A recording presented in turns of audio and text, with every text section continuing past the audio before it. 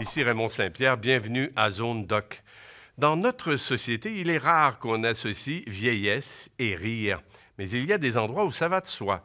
Un adage de l'Inde ancienne dit qu'un jeune homme qui n'a pas pleuré est un sauvage et un vieillard qui ne rit pas est un insensé. Pour la philosophie zen, c'est le rire du vieillard qui exprime la plus grande sagesse. Le documentaire que nous vous présentons parle de cette période de la vie que certains tentent de cacher en jouant aux jeunes. Le réalisateur Fernand Dansereau explore plutôt la relation entre le vieillage et le rire. Il se met à table avec des comédiens connus qui ont plus de 75 ans. Il interroge des chercheurs et nous montre même de ces clowns qui visitent les personnes âgées.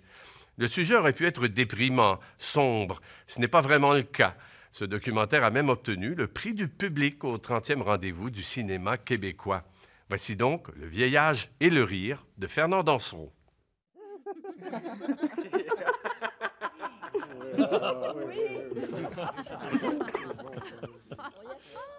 Il y a quelques jours, moi, j'étais chez le fils de ma femme. Il y a une belle piscine dans sa cour. Alors, bon, je vais nager un petit peu, ça me fait le plus grand bien. Et il y a que des jeunes, là, autour de moi, là, dont les fils du fils, qui m'appellent Popo. Je voulais donc sortir élégamment de la piscine. J'ai voulu me hausser, tu comprends, pour venir m'asseoir au banc. Un petit coup de jeunesse. Qu'est-ce que j'ai pris de mal dans le dos avec ça, c'est pas possible. Enfin, j'ai fait mine de rien, tout était très beau, je souriais à tout le monde. Et là est venu le moment de sortir de la piscine, c'est-à-dire de sortir mes jambes de l'eau et de me relever, ce que je voulais faire élégamment, comme le jeune premier que j'ai été naguère. Et là, je ne pouvais pas y arriver. Il a fallu que je me mette d'abord à genoux, à quatre pattes, comme un animal, pour ensuite m'appuyer je sais pas où. Et là, c'est le petit maudit là, qui m'appelle Popo. Popo, as-tu besoin d'aide? L'humiliation totale. Total. Ben moi, je voudrais avoir des explications sur le titre, la vieillesse et la gaieté. Le vieillage et le rire. Ah! Et à 3 reprises, Radio-Canada me demande de faire un téléroman, mais sur la vieillesse, et chaque fois, ça ne marche pas parce qu'on demande que ça soit de la comédie. Alors moi, j'étais resté avec, pas la question, mais plutôt le deuil. J'avais vraiment fait le deuil de ça. Quand les gens d'une organisation que vous connaissez peut-être, qui s'appelle le Docteur Clown, sont venus me voir, ils avaient été victimes en 2009 d'un orage médiatique, je pourrais dire, parce que tout le monde s'était scandalisé qu'on donne des sous pour aller faire rire les vieux. Moi, j'étais comme frappé par la contradiction. On exige d'un téléromancier pour parler de la vieillesse qui passe par le rire, mais on ne veut surtout pas payer des clowns pour faire rire les vieux. Je dis, il y a un nœud, là, il y a quelque chose. Et la jolie cloche, ting-tang, tombe les boum, quand notre cœur fait boum, tout avec lui dit boum, et c'est l'amour qui s'éveille. Monsieur Pagé? Monsieur Pagé. Monsieur Pagé? Allô? Bonjour. Ça va bien? Oui, on vous réveille. Entrez. On peut entrer? Oh, ben, certainement. Ah, Mais là, Monsieur Pagé, suite à vos conseils, j'ai pratiqué mon balancier. Oh oui. oh oui, Voulez-vous voir ça? Oh oui, certain. c'est impressionnant. OK. Bon. Alors, le balancier, Voilà. je vais vous le faire de devant, puis après, là, Oh là là là là. Une vraie petite merveille. Comme ça, c'est pas pire? C'est divin. Divin. Ah, Wow. OK, Wow. fait que c'est grâce à vous, parce que je savais pas qu'il fallait... Hein? Ça sent bien, hein? ça va bien, c'est sûr. Vous êtes merveilleuse, ma chère. Ah. Avez-vous des conseils pour le maquillage? Oh, non, Non, franchement. non. Mais je vais y penser, par exemple. Les cheveux? Je vais demander à ma femme comme conseil. Ah oui, Oui. ça C'est va. trésor? Chouchou. Chouchou! Chouchou! Chouchou, bon. Chouchou vous conseille toujours bien. Oh, ben oui, hein. Que ferions-nous sans les femmes? Surtout depuis qu'elle est morte. Ah oui. D'abord, j'aurais un autre conseil à demander à Chouchou, si vous pouvez lui demander. Oui. Quel type de plat, comment dire? Vous savez, on dit qu'on attire les hommes avec le ventre. Devant? Ouais. mais... Quel genre de Non. recette? C'était pas ça. Ça ligne, ça. C'est pas ça. Ah non? Non, non, non. Ah non. Qui se sont balancés. Ah! Vous adressez plus à des vieilles personnes. Vous adressez à l'homme, vous adressez à la femme. À la personne. Et donc, ils réagissent à ça. Eux autres reconnaissent qu'on s'adresse à ça. Parce que les gens sont nus. Ils sont plus professeurs, ils sont plus avocats ou je ne sais quoi. Ils sont quelqu'un qui est malade, qui est dans un lit d'hôpital ou qui vieillit ou qu'on touche des zones. Comme on touche ces zones-là quand on accompagne des mourants, on touche des zones d'authenticité, de vulnérabilité où les gens se laissent voir. Ils savent qu'on est là pour eux. Et tout ce qu'on veut faire, c'est... On est là pour leur bien-être. Et s'ils sont des adultes, des enfants, des personnes âgées, ils vont le sentir. Et souvent, ils ont comme un soif de juste rentrer en contact avec ce genre. Donc moi, je dirais que c'est comme la force de la faiblesse. Parlez-moi d'amour, dites-moi des choses tendres. Votre beau discours, mon cœur n'est pas là de l'entendre.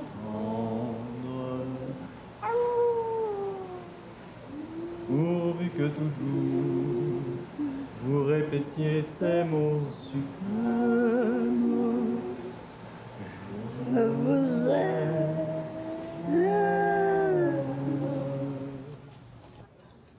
Faites-les. Ah! Ah! Tu finis de... Ben oui, c'est ah.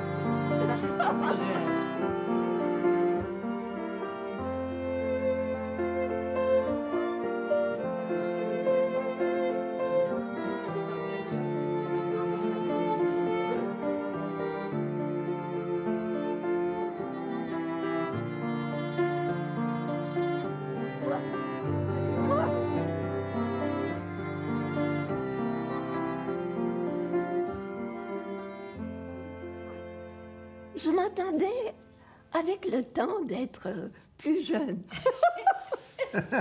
Hey, ça, c'est une bonne idée, ça, garde ça. Mais c'est le contraire qui est arrivé. Et je dois dire que j'espère encore. Non, mais il me semble que ça doit s'améliorer. Puis je me suis rappelé un axiome zen que j'avais entendu autrefois qui disait que la plus grande sagesse, c'est le rire du vieillard qui l'exprime. Alors je me suis dit, est-ce qu'on peut partir à la recherche de ça? Est-ce que c'est vrai qu'il y a une sagesse qui peut nous permettre d'accueillir les pertes et les deuils qu'il faut faire avec le grand âge, avec une certaine sérénité? La sagesse chez les vieux, c'est une chose que j'ai beaucoup de mal à admettre. C'est plutôt une incapacité de faire ce qu'on faisait avant. On n'en a pas le choix, on devient sage par la nécessité des choses. J'essaie d'être sage, mais j'y arrive pas toujours. Mais la sagesse de l'âge, tout simplement, fait que y a encore des désirs, il y a encore des goûts, des projets qu'on aimerait faire ou qu'on fait pas, malheureusement. Mais ça, c'est notre métier tout le long de notre vie. Mais la sagesse, j'ai de la misère à être sage, vraiment. Il faut que je me force un petit peu pour être sage, pour être vraiment sage. C'est quoi la sagesse, alors, pour toi? Je ne sais pas, c'est ça que je cherche, si on peut dire. Oui, peut-être que c'est une illusion, au fond. Le discours officiel aujourd'hui, c'est « la vieillesse, c'est affreux ». Jamais ça. Cachons-la. Alors, comment est-ce qu'on traite la vieillesse? On la nie. Ou bien on la planque dans des maisons de retraite, ou bien on demande aux vieux de jouer aux jeunes et d'être d'éternels ados. Et donc, on est dans un discours extraordinairement négatif. Je veux dire, on est dans un discours suicidaire, quoi. Il y a beaucoup de gens qui disent, au fond, la vie, c'est bien tant qu'on peut en jouir, mais à partir du moment où on vieillit, il vaut mieux se suicider, et l'individu est seul, et il y a quelque chose de totalement tragique dans l'existence. À 80, là, je me suis sentie tout d'un coup un peu vieille par rapport au regard des autres. Moi, savez-vous ce que j'aime pas dans la vieillesse? J'ai du fun encore, mais savez-vous ce que j'aime pas? Non. C'est après tous les efforts que j'ai faits, j'ai travaillé fort, ça fait des années que je fais des exercices. OK, je suis bien. Mais il y a de l'usure malgré tout. Ton corps s'use malgré tout. Ça se prépare tranquillement, tu le vois pas. Tout d'un coup, tu t'as pas fait des exercices, tu te dis que c'est ça? Tu restes surpris. Il y a des affaires que tu n'avais jamais vues. Ça arrive du jour au lendemain. Tes dents jaunissent, tes yeux, ben là, on a une chance, on a eu une opération pour les cataractes. Tes oreilles, là. Moi, vous autres, je vous parlais avant, vous me comprenez du premier coup. Là, je suis obligée de vous répéter, puis de vous répéter. Oui. Fait que c'est ces affaires-là, là, que c'est dur. En vieillesse, qu'on perd, on perd de quoi de bon, là, qu'on était bien avec. Quand je me couche le soir, mon Dieu que c'est long. C'est long parce que faut que j'aille à la toilette, laver mes dents, enlever le partiel, mettre ça dans... On ne finit plus, non! On va en pharmacie pour des affaires qu'on n'a pas besoin. Moi, c'est terrible. Ça vient tout défaire ma vie, la maladie, j'ai peur de ça. Je connais pas être une femme malade, tu sais. J'ai jamais été... nous autres non plus. Hein. Non. On n'a pas été... On ne parlait pas de maladie, nous autres. Par moment, c'était des personnes aussi que ça a été seulement vers la fin qu'on a senti leur douleur, on a senti leur souffrance. Moi, c'est quelque chose que je voudrais pas souffrir. Moi, on sait pas, c'est parce qu'on sait pas ce qui nous attend, mais Colline, que... C'est épouvantable, la vieillesse. Non. C'est la pire affaire au monde. Et quand tu perds ton mari, ben, quand tu as bien aimé ton mari, ben, c'est pour la vie. Pour moi, c'est pour la vie. Je ne suis pas mariée, je n'ai pas sorti, mais j'y tiens pas. C'est fini pour moi, la vie. Oui. J'ai pas hâte de mourir, en tout cas, moi. Ça me tente pas. Personne dans le goût de mourir.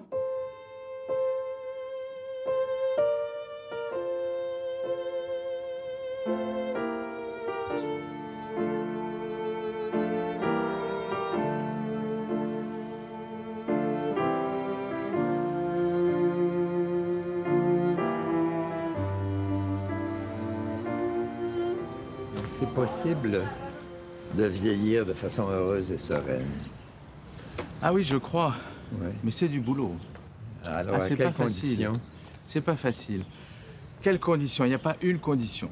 Peut-être si. Il y en a une qui est tout à fait importante. Je pense qu'on ne vieillit pas bien et longtemps si on n'aime pas la vie. Je crois que ça, c'est vraiment une des conditions essentielles. Il faut aimer la vie. Ensuite, il faut avoir un projet.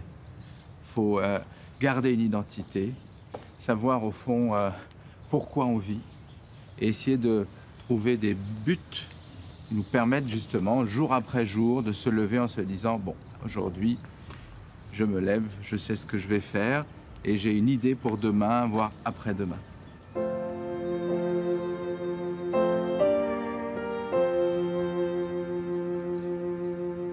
Il faut quitter cette logique du faire et de l'avoir pour vraiment rentrer dans la logique de l'être. Et avoir donc cette démarche où on commence à entrer en soi-même, réfléchir à son destin, essayer de comprendre au fond le sens de sa vie, avoir un intérêt pour la spiritualité. Les gens que j'ai pu rencontrer, les personnes très âgées qui avaient 90 ans et plus, en bonne santé ou avec des santé difficiles, qui continuaient à rayonner, qui continuaient à vraiment exprimer un intérêt pour la vie, étaient des gens qui avaient fait cette démarche d'intériorité. Mais on sait bien que rester jeune, c'est bien, mais bien vieillir est souvent beaucoup moins fatigant et beaucoup plus intéressant que de rester jeune à tout prix. Et souvent, les gens arrivent vers 50, 60 ans se disant « mais au fond, la vie que je mène, c'est pas la mienne ». J'ai été obligé, j'ai été contraint. Et c'est le moment où on peut mener cette réflexion de se dire, mais au fond, qu'est-ce qui m'anime? Pourquoi suis-je fait? Qu'est-ce que j'ai envie de faire de ma vie? Eh bien, c'est entre 50, 60, 70 ans qu'on mène cette réflexion et qu'après, on peut arriver à devenir soi-même. Et c'est vraiment intéressant. Et les gens qui deviennent eux-mêmes, les gens au moins qui ont le sentiment de se rapprocher plus de leur identité, sont souvent des gens qui vont pouvoir justement mener les 10, 15, 20, 30 ans, au-delà de 60 ans, qu'il leur reste à vivre dans de bonnes conditions, y compris s'ils ont à affronter des problèmes de santé graves. Le matin, quand je m'éveille, puis là, ça fait à peu près 3 semaines, un gros 3 semaines, peu importe comment je m'éveille, après quel rêve je m'éveille, et je me dis, hey, wow! Et j'essaie de me prendre en flagrant délit d'exister. C'est merveilleux. Mais ça, là, wow! Plus je vieillis, plus je suis heureuse. Maintenant, je suis très heureuse. Et moi aussi, je suis comme toi. Oui. Je me lève le matin, puis je suis très heureuse d'être en vie, juste de respirer. C'est extraordinaire. Oui. Moi, je trouve qu'il faut s'abandonner. Dans la vie, comme dans une piscine. Oui, il y a des moments évidemment plus pénibles que d'autres, c'est évident. C'est des Il y a des journées où je souhaiterais dormir toute la journée, tellement je ne suis pas bien avec moi, avec tout. Mais ça ne m'empêche pas de faire ce que j'ai envie de faire. Je ne veux pas me bloquer.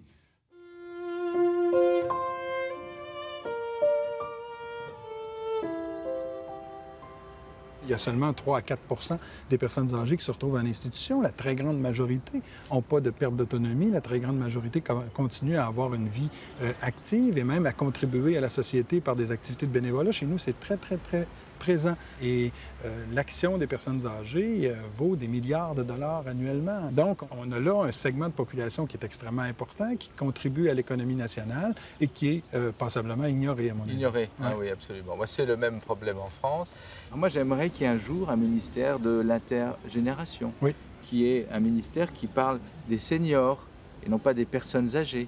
Seniors au sens de sujets qui participent à la vie de la société. Le fait de les ignorer, ça encourage, à mon avis, les conflits intergénérationnels. Ça encourage la vision que les jeunes ont, que ce sera eux qui devront payer pour les vieux, alors que, en fait, les vieux ont payé pour les systèmes d'éducation, les systèmes de protection sociale qui font que la société est ce qu'elle est actuellement. Alors, il y a, à mon avis, dans la reconnaissance des vieux, parce que j'aime bien ce terme-là, moi, dans la reconnaissance des vieux, il y a, à mon avis, une voie de réconciliation intergénérationnelle.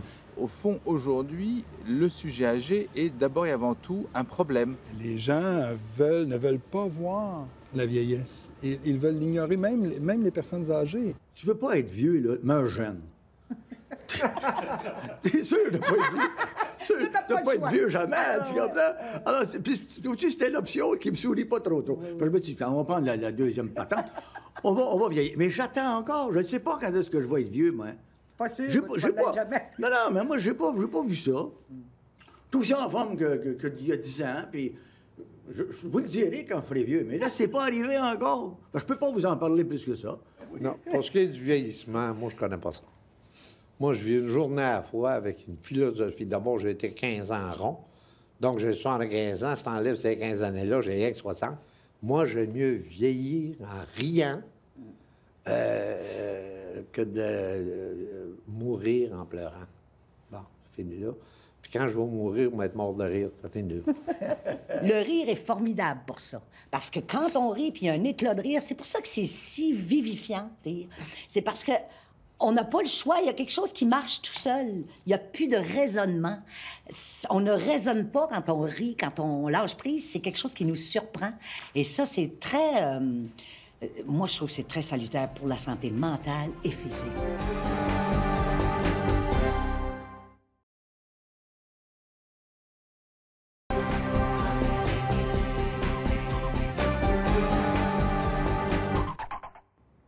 Je disais quelque part qu'une des plus grandes épreuves de la vieillesse, c'est la peur. Dites-moi si ça résonne ou pas pour vous. La peur de devenir un poids pour les autres. Ça, oui. Oui, J'avoue ça, j'ai que peur. on y pense tous. Hein? Ça me traverse l'esprit de temps en Oui, temps. je fais un fois pour mes enfants. Vous voudriez pas. Ouais. Non. C'est ça qu'on veut pas. Je pense qu'on ne veut pas du tout, du tout, du tout. Le Ouais. pire. Oui. Moi, je sais que j'ai dit à ma femme, si un jour je deviens assez malade pour être un poids, jure-moi que tu me confieras à des spécialistes de la santé, mais que tu ne te mettras pas sur le dos le soin de me soigner, de changer mes couches et tout le reste. La question, c'est quand est-ce qu'on commence à rire jaune? Les grandes épreuves vont nous confronter à des choses beaucoup plus dures à un moment donné.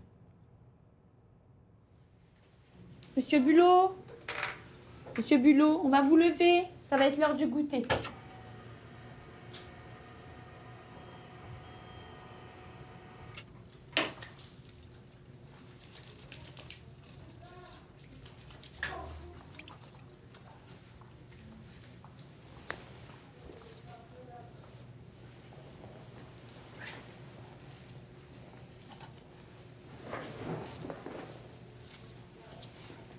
Décroisez les jambes, monsieur Bulot, n'ayez pas peur.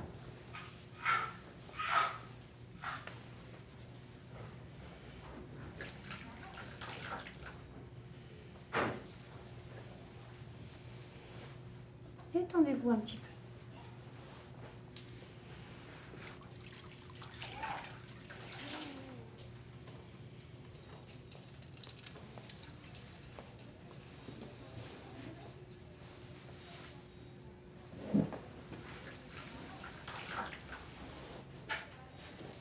Vous allez venir vers moi, s'il vous plaît?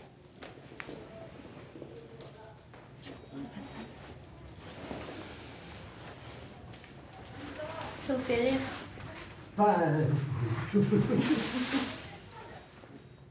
Ça va? Vous avez le sourire? Ah bah c'est bien.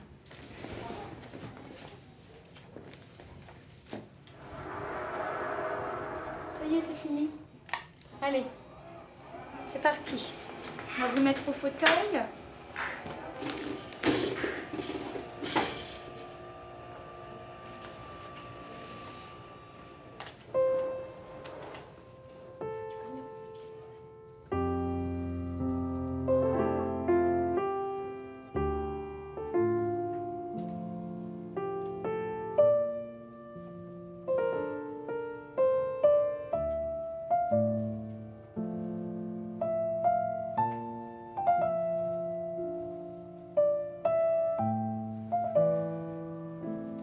C'est fini, ça y est. N'ayez pas peur.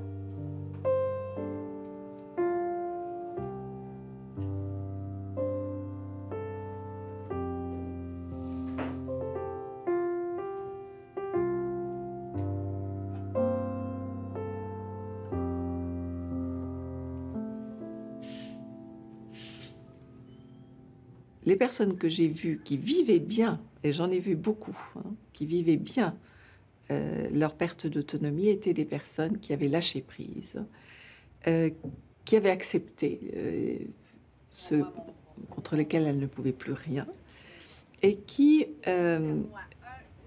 avaient compris aussi que en acceptant, en se confiant au fond aux autres, avec, je dirais presque avec grâce, parce que ça, c'est une manière de faire, eh bien, ça pouvait être vécu comme une occasion d'échange, une occasion de recevoir de l'amour, d'en donner aussi, parce qu'une certaine façon de se laisser soigner, c'est un don. Bien, comme ça. Non, toujours les mains sur vous. Regarde, je te donne ces souliers. Et là, on a le sentiment que la vulnérabilité extrême fait appel à l'humanité de l'autre et que c'est une expérience que l'on a finalement peu l'occasion de faire dans la vie, puisque nous sommes tous tellement autonomes et que nous voulons faire les choses nous-mêmes. Donc, nous avons peu l'occasion finalement de faire appel à l'aide des autres et de vivre cette expérience qui est de recevoir, de donner et de recevoir sur fond de vulnérabilité.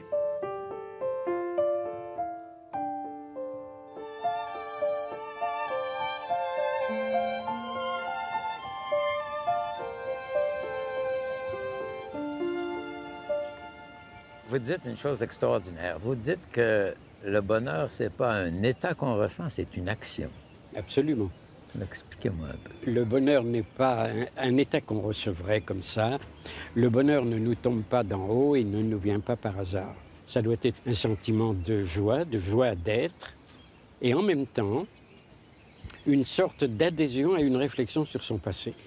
Le bonheur est donc quelque chose de très riche, et étant donné toutes les difficultés que tout le monde connaît, on sait très bien que c'est plutôt la misère et la souffrance qui font la majorité des expériences. Il est clair que le bonheur dont je parle ne peut pas s'atteindre comme ça immédiatement parce qu'on attendrait que ça nous tombe dessus.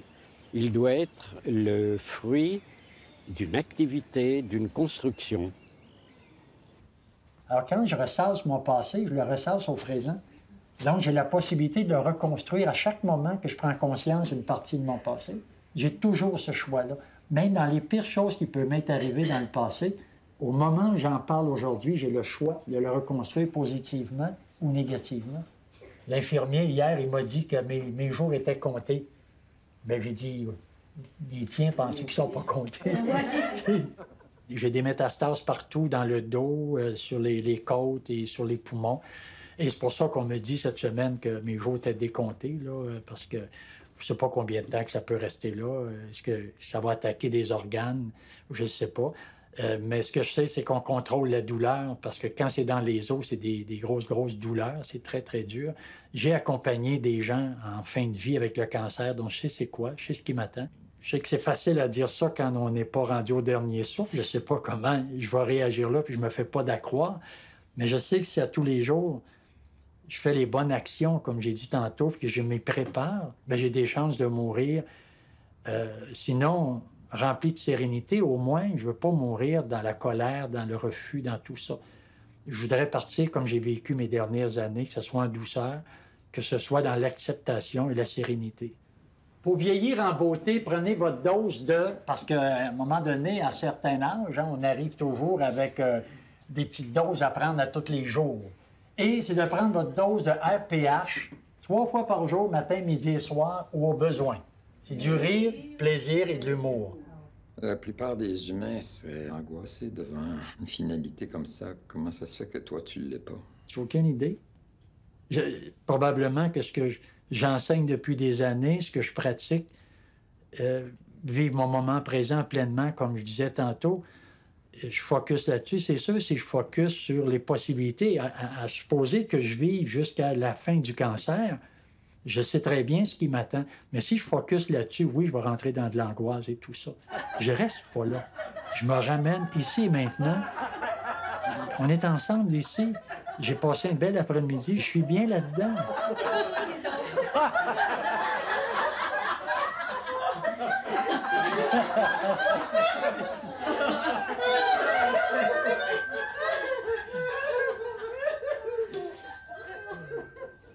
Alors, du cœur de la crise s'ouvrent 2 voies, forcément. La première, c'est de se laisser aller, c'est de se laisser couler, de se laisser prendre par la souffrance, le découragement, la dépression, ça arrive à beaucoup de monde, ça peut nous arriver à tous. C'est la première voie, dépression, abandon, complicité, je dirais parfois. Complicité avec la paresse, une sorte de paresse intérieure, de fatigue intérieure, on arrête tout, on se laisse aller. Ça, c'est une voie. Mais il y a une deuxième voie, c'est l'idée selon laquelle s'il y a une souffrance, c'est qu'il y a quelque chose de passager, cette souffrance qui est indue. Autrement dit, au cœur de la crise, se dessine une deuxième voie. Et la deuxième voie va consister à dire, j'arrête toutes mes perspectives antérieures jusqu'ici, et je recommence une nouvelle vie. Je me défais de mes anciennes pensées, de mes anciennes valeurs, et je me tourne vers l'avenir, mon avenir, un avenir qui devra être accord avec moi-même et puis joie de vivre. Cette grande décision doit être précédée, accompagnée et poursuivie constamment par une longue réflexion.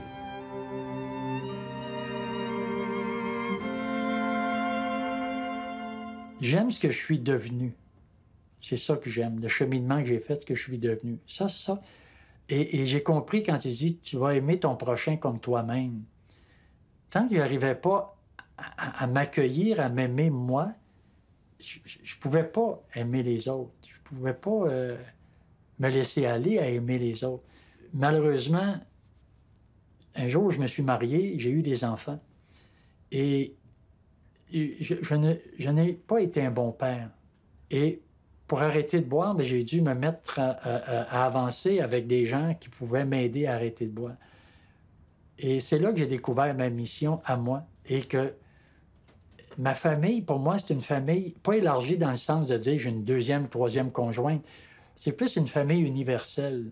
Et le sens que j'ai découvert, c'était celui de me sentir utile avec ce que je venais de vivre, de pouvoir utiliser ça comme expérience de vie personnelle et de transcender ça dans l'aide que je pouvais apporter aux gens qui vivaient. Et puis encore aujourd'hui, je suis encore très impliqué là-dedans. C'était le sens de la vie des anciens. C'était le sens de la vie des paysans. C'est le sens de la vie que l'on trouve chez Aristote et les sages. C'est-à-dire que l'homme ne fonctionne pas par rapport à son ego, mais il participe à un tout qui est le tout de la nature et qui est en même temps le tout d'une histoire. Et alors, je me suis dit, dans l'existence humaine, ben, quand on regarde les choses, on s'aperçoit que l'homme n'est pas seul et que la vieillesse n'est pas du tout simplement un échec. Que, effectivement, le moment du vieillir et du déclin est un moment qui va être aussi important dans la vie que l'apparaître.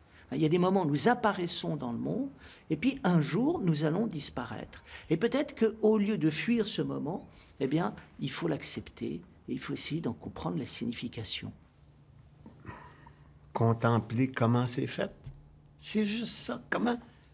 Ah bon, moi, ça me met dans une telle exaltation d'avoir vécu dans un monde qui connaissait à peu près rien de la vie, où on m'apprenait dans cette institution, le Jésus, le Collège Sainte-Marie, à voir la vie par une petite lorgnette étroite, et que tout à coup découvrir au contraire que la vie est magnifique et écœuramment innommable, insondable, incomparable, de toute beauté, et à se lever le matin à chaque fois, wow! Puis wow, je peux plus faire ça, ben je peux plus faire ça, c'est écrit de même, c'est fait de même. Ouais. C'est dans ce sens-là, ouais. Oui, mais comment garder cet émerveillement tout en accueillant les pertes, les deuils du grand âge?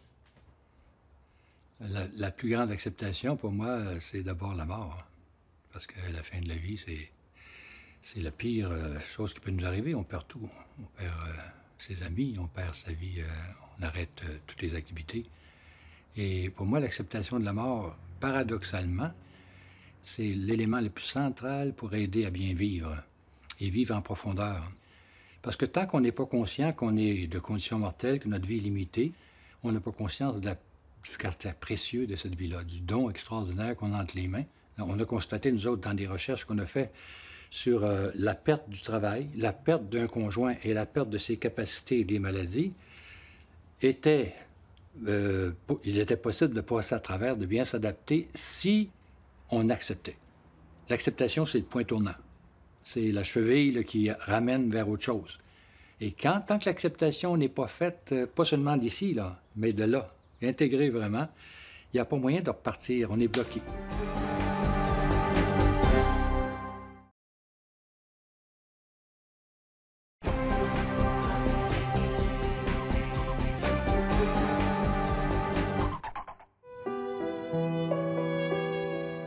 Michel tournait son dernier film, Le Pays rêvé.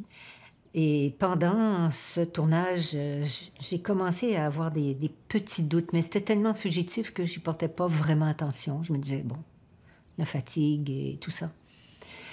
Et surtout, j'ai senti qu'à la fin, il avait de plus en plus besoin de moi. Et là, j'ai vu que je perdais mon homme, hein, que c'était plus le même. Physiquement, c'était plus le même. Il était faible.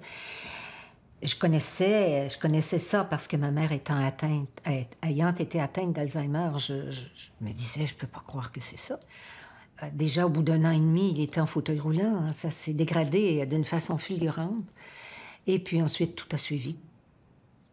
Vois-tu, on est habitué, on a été élevé à ce que le temps arrange les choses, finit par arranger les choses. Hein? Ça va aller mieux, il va... Or, dans ce parcours-là, c'est pas vrai que le temps va arranger les choses, c'est l'inverse. Et ça ira jamais mieux. Alors, on est confrontés, nous qui sommes auprès de lui, à vivre avec, tout à coup, une perspective qu'on ne connaît pas. Ne plus rien attendre, jamais. Je ne peux absolument rien attendre des progrès de Michel.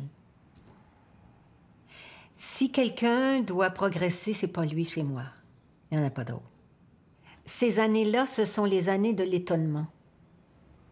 J'appellerais ça comme ça, vieillir. C'est les années de l'étonnement. Je me suis découverte une autre. J'avais pas fini de découvrir des choses, non seulement de la vie, mais de moi.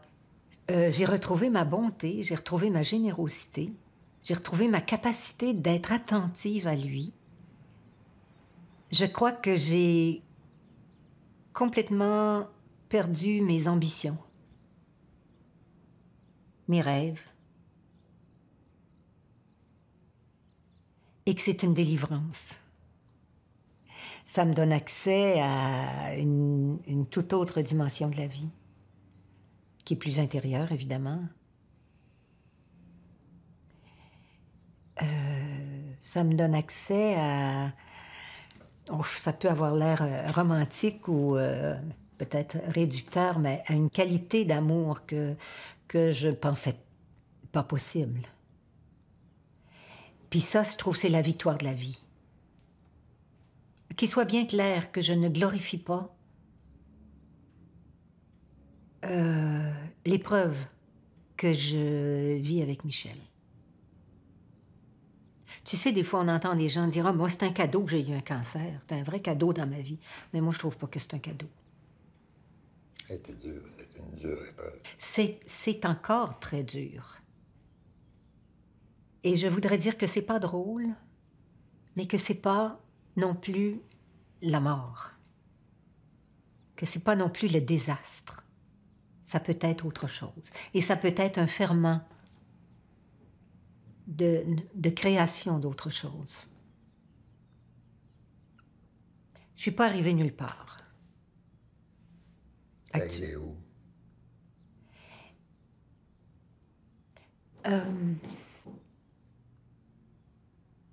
Je descends. J'avance pas. Je descends dans ma grotte. Ce qui est intéressant dans tout ce que tu expliques, c'est que tu parles jamais de la religion, de la spiritualité. Non. Ça n'a pas joué, ça? Non, pas du tout. C'est-à-dire spiritualité, oui, dans le sens où je crois que j'ai une vie intérieure très, très active. Si on appelle ça de la spiritualité, alors là, oui. Religion, non, pas du tout. Je n'ai pas ce recours-là. D'autres l'ont, et peut-être parce que je ne l'ai pas, je suis obligée de chercher ailleurs. Et l'ailleurs, c'est à l'intérieur.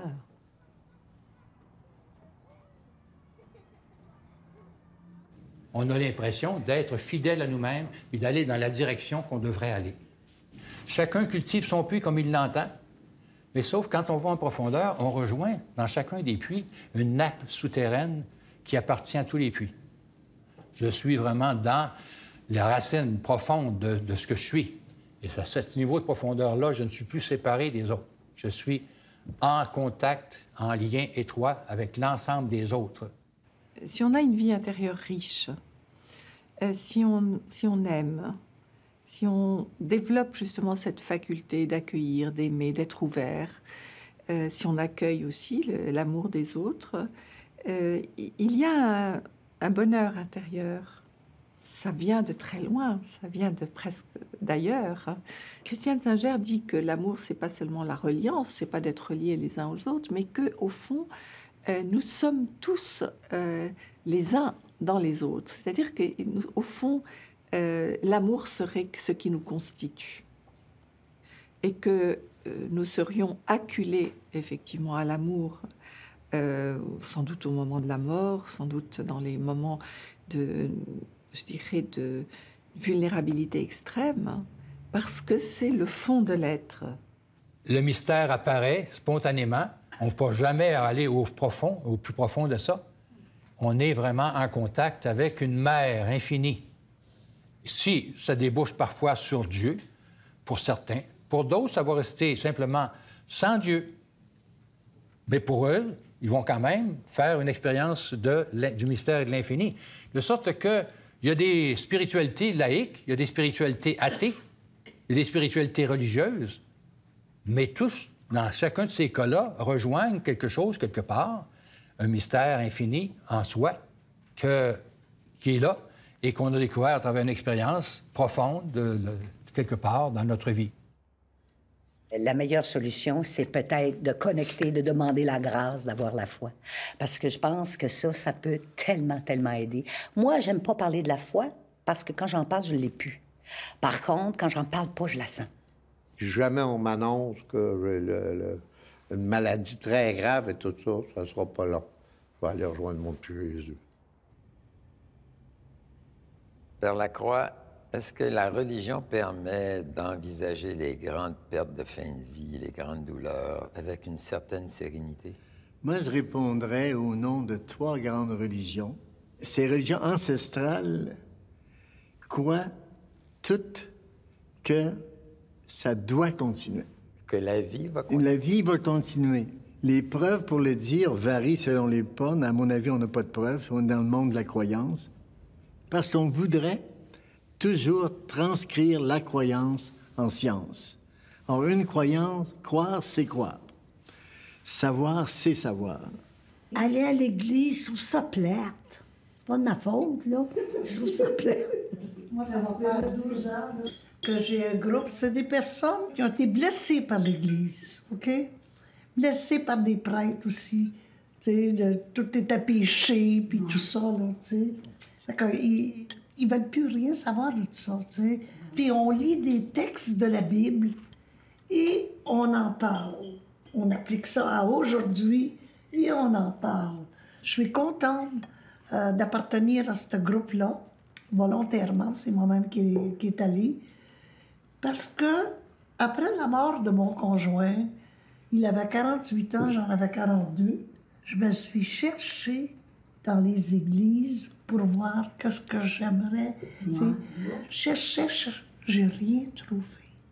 Je récuse complètement l'idée de transcendance et l'idée de religion et l'idée de rite. Je récuse le formalisme dans les textes, dans les doctrines, dans les rites.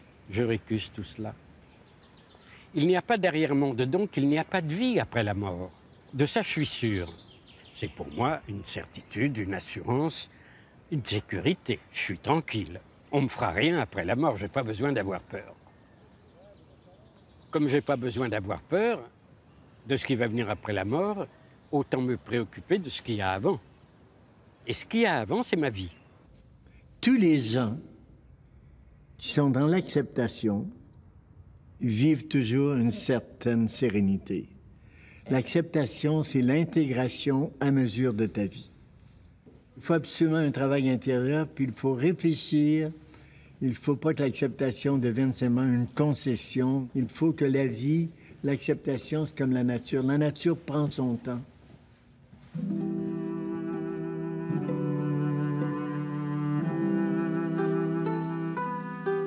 Vous savez, n'est-ce pas, que selon le zen, il n'y a pas un vrai soi. Le vrai soi n'est pas quelque chose. Ça veut dire qu'en ces termes, il n'y a pas la mort. Et avec ça, l'anxiété au sujet de la mort, ce n'est pas exactement disparaître parce qu'on ne veut pas quitter la famille, les amis, tout ce qu'on fait. On ne veut pas quitter ça. Mais la terreur d'annulation n'est plus là. Et c'est ça qui est tellement important. Quand une personne médite profondément, le sourire apparaît spontanément. Est-ce que ça prend beaucoup de temps pour arriver à cette sagesse? Ah oui. Et beaucoup de souffrance aussi. Hein. Pour la plupart, les vieillards n'ont pas, les vieils hommes n'ont pas la sagesse. Ils n'ont que la peur. Mais la vraie sagesse, c'est que nous ne sommes pas une personne séparée. Il n'y a pas autre sagesse que ça. Et si on veut qu'on ait la fils ou la fille de Dieu, ça va, ce n'est pas un problème. Parce que ça veut dire que je n'existe pas par moi-même seulement. Et quand je n'existe pas, je réalise que je n'existe pas par moi-même seulement, je peux exister pour les autres. Et je crois que ça, c'est la vraie vie. Et quand on vit pour les autres, on vit pour soi-même. Est-ce que la spiritualité joue un rôle? Ou si c'est simplement votre profession, votre métier qui vous amène à ça? Moi, oui. Mais j'ai pas de religion. Mais j'ai eu dans des moments de révélation, on peut dire, quand je suis très découragée. Je dis non, non, non, il y a eu ce moment C'est le passé. Qui était tellement ce moment d'éternité dans le présent qui me ramène. Est-ce que c'était la joie? Oui. La joie. Quand je l'ai eu, oui. J'étais toute seule dans une petite chambre. C'était à New York, quand même. Très pauvre, pauvre, pauvre. Et quand c'est me venu comme ça et j'ai pleuré de joie. Ça n'est jamais réarrivé, jamais, mais je reviens à ça comme... À ce moment-là, tu te reviens, oui, viens chercher. Je vais le chercher. Tu vas le chercher, oui. Oui, parce que il me semble que c'est ça la vraie vie. Est-ce que c'était comme une protection que tu sentais? Non, je sentais que j'étais dans un monde avec tout le monde. Et oui. Très... Participante du monde entier. Oui. Et égale à tout ce qu'il y a au monde. L'émerveillement que j'éprouve maintenant à 81 ans et pas celui que j'avais à 60 ans, à 40 ans. Je crois que c'est un émerveillement que j'éprouvais quand j'étais enfant, que je suis en train de retrouver. Oui. Il y a des choses que j'avais oubliées, que la vie trop rapide m'a fait oublier. Moi, par exemple, la venue du printemps, pour moi, c'est une chose éblouissante, tous les ans. Je descends tous les jours dans le jardin pour voir où les petits bourgeons en sont. Je regarde quels sont les oiseaux qui sont revenus. Je vais, il y a un petit parc là près de chez moi que j'appelle mon salon d'été. Je suis là presque tous les jours. Je vis là, je lis là. Et j'en suis arrivé à me dire, les pigeons, ils me connaissent. Je leur parle, les pigeons. Je les reconnais parce qu'ils sont tous différents. Il n'y en a pas deux pareils, les pigeons, hein, avec leurs taches. Je dis, ah, ça, c'est Ulysse. Bon, je reconnais Ulysse. Ces choses-là m'émerveillent. En ce moment, par exemple, de regarder les arbres, c'est une splendeur, ce vert tendre qui n'existe qu'à cette époque-ci de l'année. C'est extraordinaire de voir de jour en jour la vie éclater. Et moi, je sens dans mon fort intérieur que moi aussi, j'éclate à la vie au printemps. C'est tellement extraordinaire d'exister. Regardez vos doigts, touchez à vos mains, touchez-vous un petit peu. Sentez le vêtement, touchez le vêtement. Juste autour de vous, c'est plein de miracles, de choses qu'on ne connaît pas. On ne sait pas d'où on vient, on ne sait pas où on va, on ne sait pas ce qu'on est, mais on sait. C'est-à-dire que l'intérieur des cellules, l'intérieur des atomes qui vous constituent, qui me constituent, qui nous constituent, qui constituent la table, puis le vin, eh bien, cet intérieur-là, c'est lui. Ça existe, tout ça. De se laisser aller à ce qui va de soi. Je t'aime. Moi aussi, je vous aime. Ça va bien? Oui, ça va pas pire. Bon. Vous, comment ça va? Ça va très bien. Oui? Oh oui. Bon, je suis contente d'entendre ça. Ah oui. L'amour ne va pas effacer les rides. L'amour ne va pas faire que on ne prend pas du poids ou des... Non, mais l'amour peut faire que de l'intérieur, l'épanouissement que l'on vit rayonne et que la personne que l'on a en face de soi soit une personne qui au fond, est revêtue d'une autre beauté. Moi, je suis bien ici. La mer qu'on voit danser le long des golfes clairs, à des reflets d'argent, la mer, des reflets changeants sous la pluie.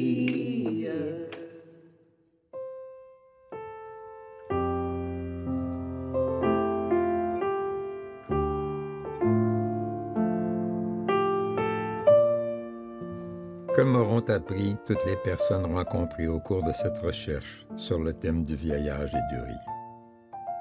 Que je risque de mieux vieillir si j'accepte cette vieillesse? Si je lui donne un ou des projets pour l'animer? Que cette vieillesse sera plus heureuse si j'arrive à mieux aimer les autres et à mieux me laisser aimer? J'aurais appris surtout à m'incliner avec révérence devant l'immense mystère de la vie et des défis qu'elle nous propose. Ne reste qu'à trouver tout le courage qu'il faudra pour y faire face.